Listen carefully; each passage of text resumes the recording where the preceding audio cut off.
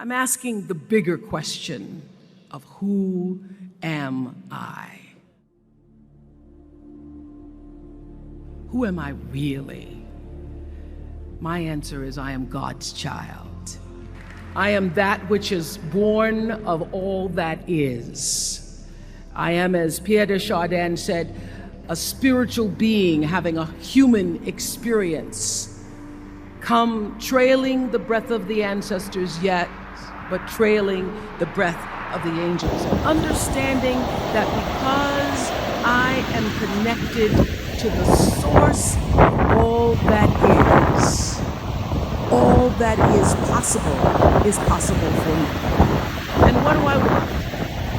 I don't want to just be successful in the world. I don't want to just make a mark or have a legacy.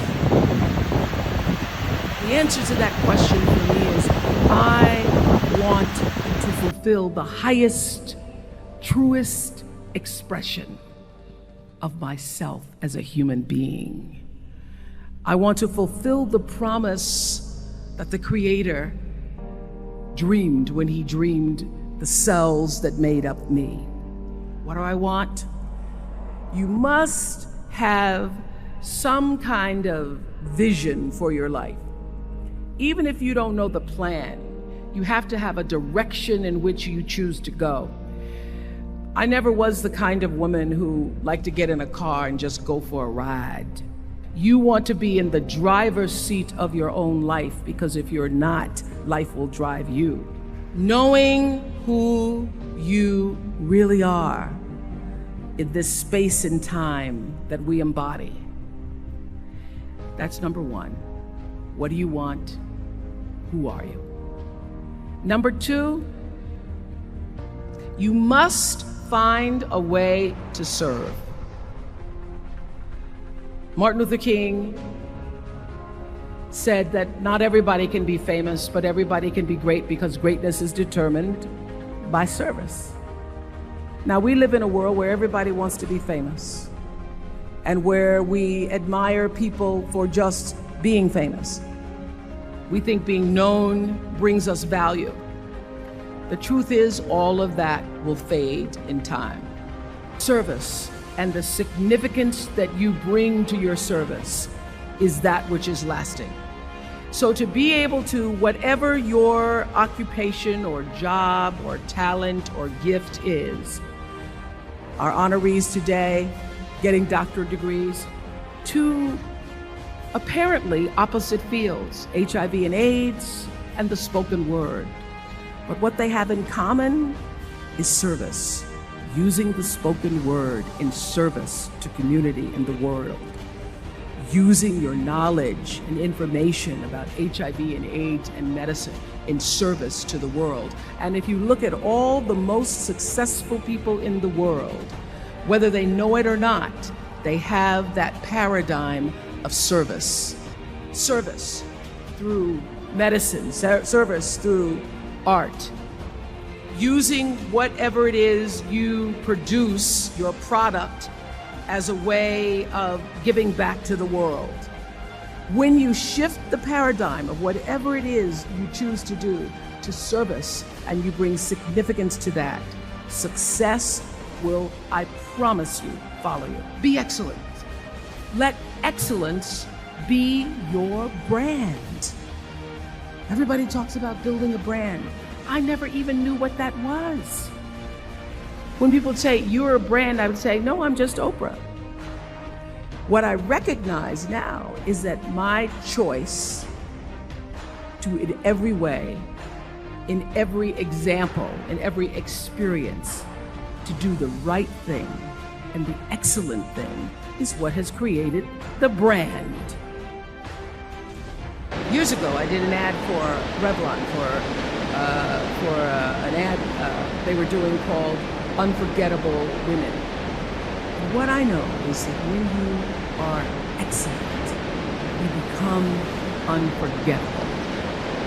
People remember you. You stand out. Regardless of what it is, you become an unforgettable woman. And that is what we all want. We want to be unforgettable and not forgettable.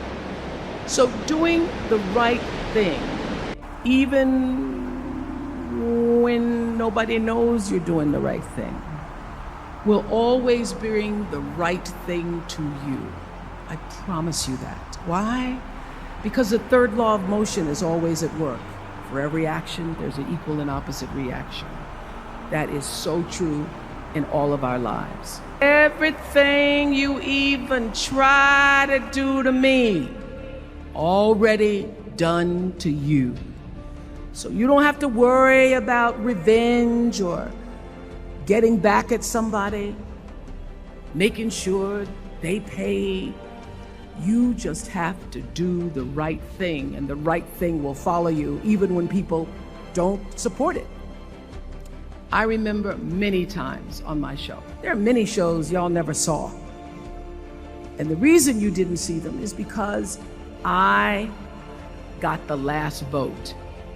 The most important thing I have come to know in doing the right thing and making the right choices is understanding what we talked about yesterday. All of you leaving here have the potential for enormous success. There's a price that comes with that. People don't always like you, and they're not always happy for you. And if you surround yourself with people who are not accustomed to your success, they become fearful, they become scared, because you are reflecting back something to them that they don't recognize. People who want the best for you want you to be your best. So my greatest advice to you is to surround yourself with people who are going to fill your cup until your cup runneth over. I'm so full, my cup runneth over. And to know that once your cup runneth over, you cannot spend your life with your gallon-size offerings, offering them to pint-sized people. You have got to surround yourself with gallon-sized people who can hang in the same company with you, so that you're not offering your gallons to those little pints out there who can't hold it anyway. The biggest choices begin and end with you, your internal big questions. Who do I want to be in the world? My relationship to source energy, to all that is God. Your experience of that which is all life, which is divine and universal. Being connected and aligned with that. When you are tuned in and charged into that, whenever you feel empty, you go inside yourself and you connect to the source, and you know that all things are possible.